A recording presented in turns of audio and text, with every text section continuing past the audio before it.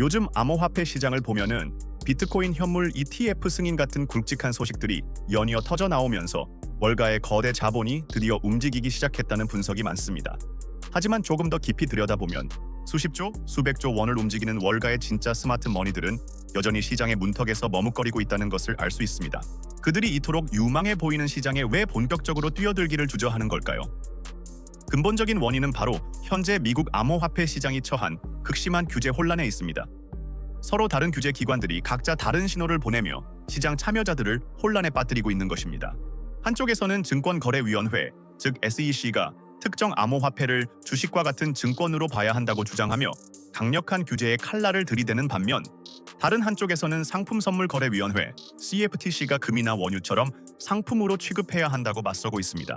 어떤 법을 따라야 할지 명확한 기준이 없다 보니 코인베이스나 리플 같은 대형 기업들조차 SEC로부터 소송을 당해 수년간의 법정 다툼과 막대한 벌금을 감수해야 했습니다. 이런 법적 지뢰밭과 같은 환경에서 월가의 기관 투자자들이 섣불리 대규모 자금을 투입하기란 사실상 불가능에 가깝습니다. 그들에게 가장 중요한 것은 수익률 이전의 법적 안정성이기 때문입니다. 바로 이 안개 속 같은 시장의 방향을 정해줄, 월가의 거대 자본이 들어올 고속도로를 놓아줄 법안 하나가 지금 의회에서 조용하지만 빠르게 움직이고 있습니다. 그 법안의 이름은 바로 클래리티 법안입니다. 이 법안의 핵심 목표는 아주 명확합니다. 지금까지 회색 지대에 놓여있던 수많은 암호화폐들을 디지털 상품과 증권형 토큰이라는 두 개의 바구니에 명확히 나누어 담는 것입니다. 디지털 상품은 상품선물거래위원회 CFTC가 관할하고, 증권의 성격을 띤 토큰은 증권거래위원회 SEC가 감독하도록 교통정리를 하는 것이죠. 이것이 왜 중요할까요? 바로 기관 투자자들이 그토록 기다려온 명확한 가이드라인이 생기기 때문입니다. 더 이상 SEC의 갑작스러운 소송을 걱정하거나 어떤 규제를 따라야 할지 눈치 볼 필요 없이 법적 리스크를 완벽하게 계산하고 시장에 진입할 수 있는 길이 열리는 셈입니다. 이 이야기는 단순한 희망 회로가 아닙니다. 이미 해당 법안은 하원을 통과했으며 그동안 가장 큰 걸림돌이었던 스테이블 코인 이자 지급 문제에 대해서도 상원에서 양당 간의 원칙적인 합의가 이루어지면서 입법 절차는 구체적인 단계에 접어들었습니다. 법안이 통과되면 시장은 본격적으로 옥석이 가려지게 될 겁니다. 비트코인이나 이더리움처럼 충분히 탈중앙화되었다고 인정받는 자산들은 상품으로 분류되어 제도권의 날개를 달고 더 높이 날아오를 가능성이 큽니다. 반면 특정 주체가 중앙에서 통제하는 일부 알트코인들은 증권의 굴레에 묶여 SEC의 엄격한 규제를 받게 될 수도 있습니다. 그렇다면 법안 통과를 기다리는 동안 시장의 가장 민감한 거인들은 이미 어떤 움직임을 보이고 있을까요?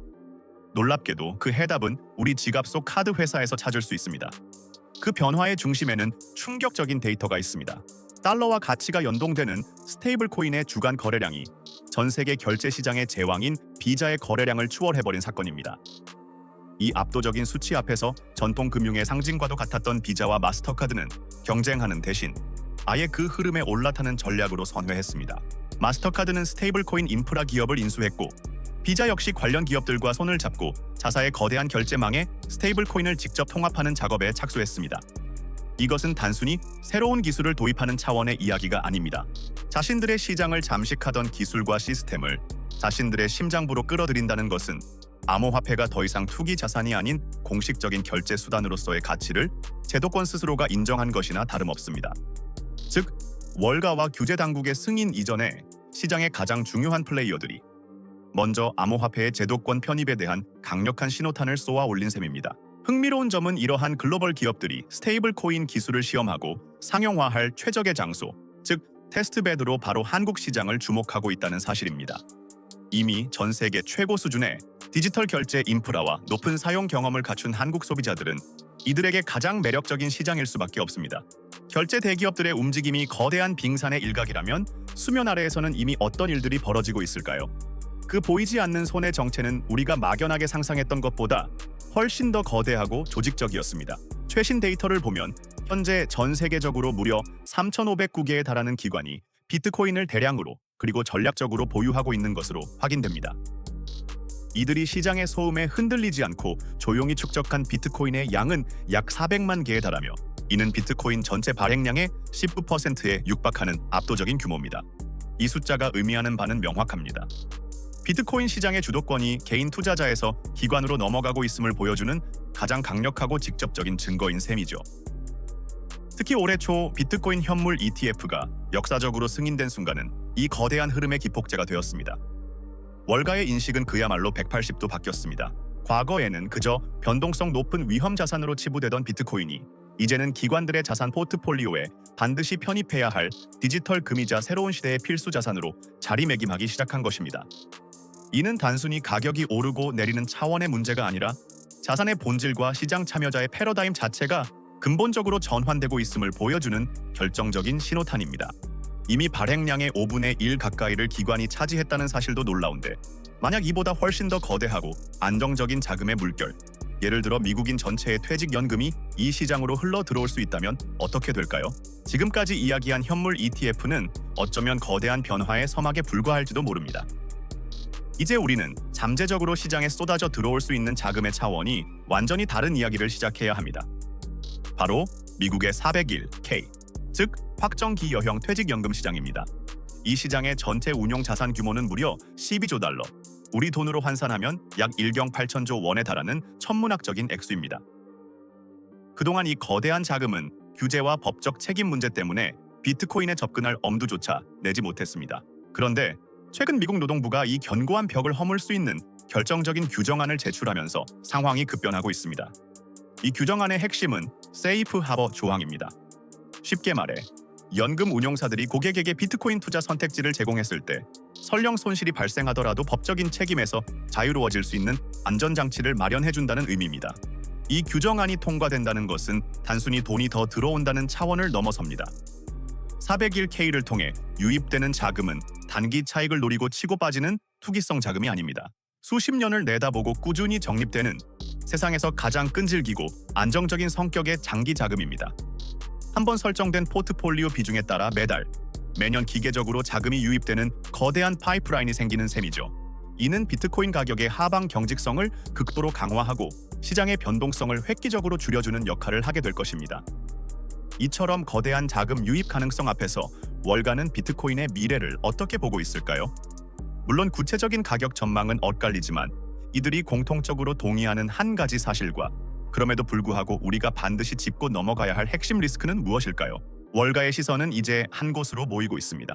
물론 비트코인 하나가 10억을 갈 것이다, 20억을 갈 것이다 하는 구체적인 가격 예측은 여전히 제각각입니다. 하지만 중요한 것은 숫자가 아닙니다. 이들이 공통적으로 동의하는 단 하나의 명제는 분명합니다.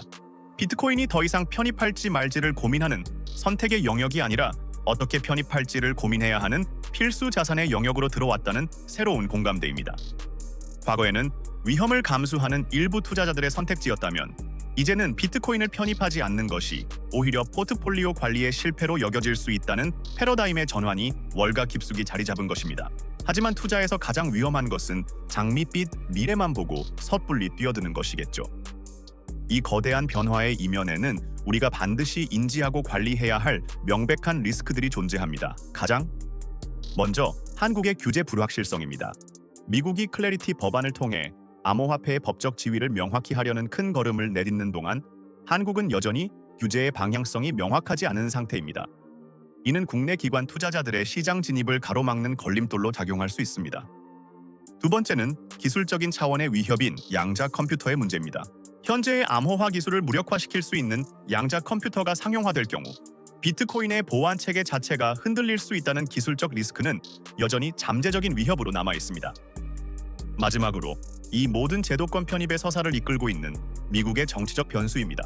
클래리티 법안이 긍정적인 신호를 보냈지만 최종 통과까지는 여전히 험난한 과정이 남아있어 예기치 못한 갈등으로 인해 처리가 지연되거나 무산될 가능성 역시 배제할 수 없습니다.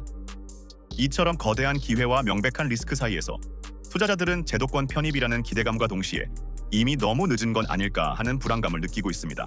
그렇다면 이 모든 정보를 종합했을 때 우리는 이 거대한 변화의 흐름을 어떻게 이해해야 할까요? 지금 우리가 목격하고 있는 변화들은 단기적인 호재나 스쳐 지나가는 뉴스 헤드라인이 아닙니다. 이는 금융시장의 판도를 근본적으로 뒤흔드는 거대한 구조적 변혁의 서막이며 각각의 사건들은 서로 긴밀하게 연결되어 하나의 방향을 가리키고 있습니다. 먼저 비자와 마스터카드가 스테이블 코인 결제망을 자사 시스템에 통합하는 것은 생존을 위한 필사적인 전략 전환에 가깝습니다. 이미 스테이블 코인의 거래량이 자신들의 네트워크를 추월하는 현실 앞에서 그들은 이제 경쟁자가 아닌 이 새로운 금융 인프라의 핵심 플레이어가 되기 위해 스스로를 변화시키고 있습니다. 이는 암호화폐가 우리 실생활의 결제 수단으로 자리 잡는 제도권 편입의 가장 강력한 신호탄입니다. 이러한 민간 부문의 움직임에 법적 토대를 마련해 주는 것이 바로 미국 의회의 클래리티 법안입니다. 지금까지 기관 투자자들이 시장 진입을 주저했던 가장 큰 이유인 법적 불확실성이라는 족쇄를 풀어주는 이 법안은 월가의 자본이 유입될 수 있는 고속도로를 열어주는 역할을 합니다.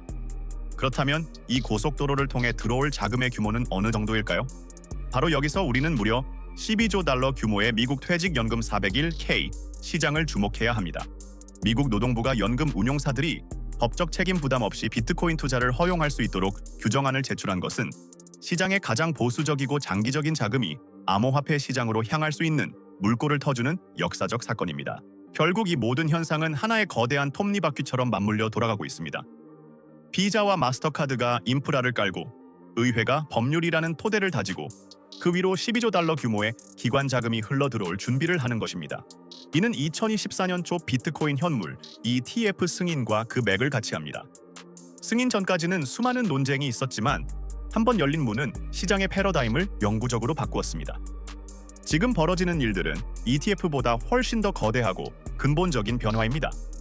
따라서 이 모든 복잡한 현상은 단 하나의 핵심 원칙으로 귀결됩니다. 돈은 결국 규제가 명확해지고 월가와 같은 거대 기관이 들어오고 결제와 투자를 위한 인프라가 단단하게 깔리는 곳으로 흐를 수밖에 없습니다. 이것이 바로 변동성 심한 시장의 이면에서 우리가 놓치지 말아야 할 시대의 거대한 방향성입니다.